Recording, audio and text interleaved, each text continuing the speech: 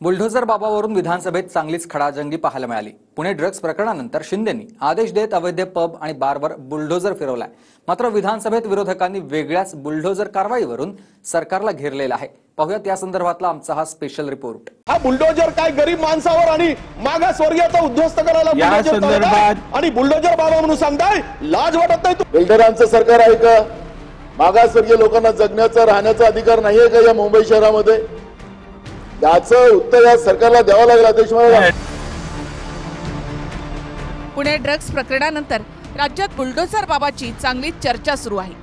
पुण्यामध्ये अनधिकृत बार आणि पबवर एकनाथ शिंदेंच्या आदेशानंतर बुलडोझर फिरवण्यात आला।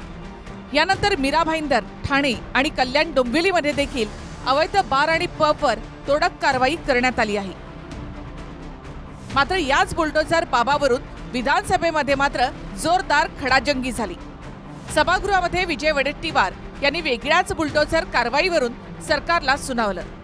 विरोधी पक्षनेते विजय वडेट्टीवार आणि नाना पटोले यांनी पवईच्या हिरानंदानी भागात 800 घरांवर चालवलेल्या बुलडोझरवरून सरकारला चांगलंच धारेवर धरलं। गरीब आणि मागासवर्गीयांच्या घरांवर बुलडोझर चालवताना लाज वाटली पाहिजे असा हल्लाबोल विजय वडेट्टीवारांनी एकनाथ शिंदे यांच्यावर केलाय। आणि 600 कुटुंबांना दिवसा ढवळ्यात तुम्ही बॅरिकेड्स करून साध्या पोलीस 100 पूर्ण पोलिसाचा ताफा 14 व्हिडिओ बघा तुम्ही। महाराष्ट्राची लाज आणि मागासवर्गीयांवर अन्याय। गर्भवती स्त्रियाला मारलंय, गर्भवती स्त्रियांना 14 वर्षाच्या पोराला ठोकून काढला अध्यक्ष महोदय। हा कुठला न्याय आहे? हुकुमशाही आहे की काय आहे? बुलडोझर कोणाचा आहे? हा बुलडोझर काय गरीब माणसावर आणि मागासवर्गीयाचा उद्ध्वस्त करायला आणि बुलडोझर बाबा म्हणून सांगताय, लाज वाटत नाही तुम्हाला? हिरानंदानी पवई येथील अंदाजे 650 मागासवर्गीय परिवारांना बेघर केल्याबाबतचा अध्यक्ष महाराज अजूनही ते पाऊस चालू आहे आणि हे सगळे मागासवर्गीय लोक त्या ठिकाणी उघड्यावर आहे। अध्यक्ष महाराज पोलिसांच्या आणि प्रशासनाच्या माध्यमातून जी चुकीची कारवाई करून त्यांच्या सगळ्या झोपड्या उद्ध्वस्त करून टाकल्या। बिल्डरांचं सरकार आहे का? मागासवर्गीय लोकांना जगण्याचा राहण्याचा अधिकार नाहीये का या मुंबई शहरामध्ये? याचं उत्तर या सरकारला द्यावं लागेल अध्यक्ष महोदय। विजय वडेट्टीवार आणि नाना पटोले यांनी केलेल्या टीकेनंतर महायुतीकडून सुद्धा जोरदार प्रत्युत्तर देण्यात आले। पवईच्या हिरानंदानी भागातील जय भीम नगरमधील 800 अनधिकृत झोपड्यांवर पालिकेनं बुलडोझरनं कारवाई केली। पालिकेकडून करण्यात आलेल्या कारवाईला स्थानिकांचा विरोध आहे। कारवाईसाठी आलेल्या पोलिसांवर स्थानिकांकडून दगडफेक करण्यात आली। दगडफेकीमध्ये काही पोलीस जखमी झाल्यानं पोलिसांकडून स्थानिकांवर सौम्य लाठीचार्ज करण्यात आला। लाठीचार्ज नंतर पोलिसांच्या उपस्थितीमध्ये पालिकेची झोपडपट्टीवर कारवाई। पालिकेच्या कारवाईनंतर बाबासाहेबांचा फोटो हातात घेऊन स्थानिकांकडून विरोध करण्यात आला। बुलडोझर बाबावरून शरद पवार यांनी देखील शिंदेंवर निशाणा साधला। कारवाई योग्य, मात्र उशिरानं सुचलेलं शहाणपण असं म्हणत शरद पवारांनी शिंदेंना टोला लगावलाय। बेकायदेशीर जर काम असेल त्याचं ॲक्शन घेतली तर त्याच्यात काही चुकीचं नाही, पण 10 वर्षापूर्वी ते बांधलं गेलं 10 वर्ष काही धोका काढला होता का? एक अर्धा वर्षाच्या नंतर असा निर्णय घ्यायचा, निर्णय योग्य आहे बेकायदेशीर म्हणून, पण हे उशिरा सुचलेलं शहाणपण आहे। पवार साहेब खूप ज्येष्ठ नेते आहेत आणि पब आणि ड्रग्स याला कधीच ते पाठिंबा देणार नाहीत, कारण तरुण पिढी जी वाया जाती आहे।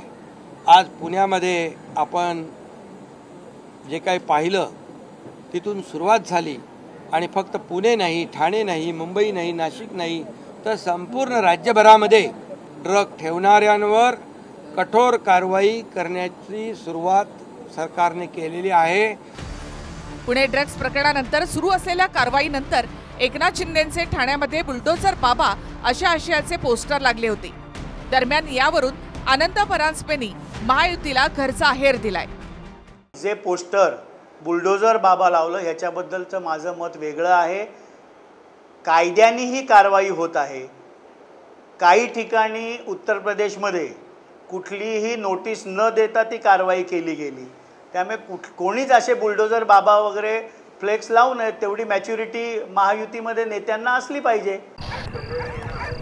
विक्रम, आ तो गए, जाओगे कैसे? बड़े आराम से।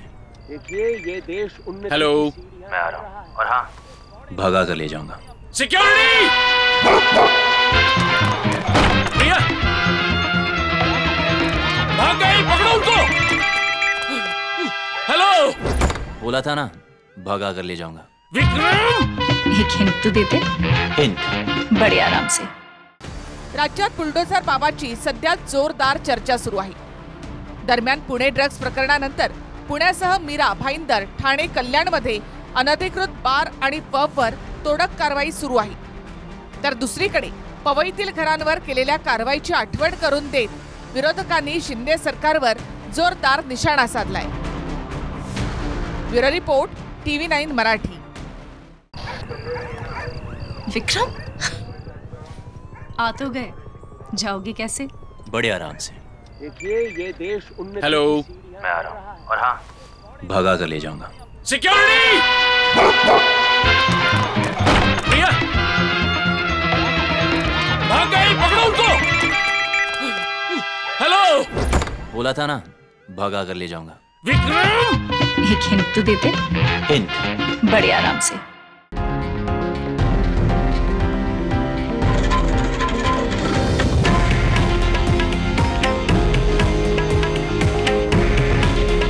हे आहे देशातील नंबर 1 न्यूज नेटवर्क आणि आपण पाहत आहात TV9 मराठी। काळजी तुमची, हित महाराष्ट्राचं।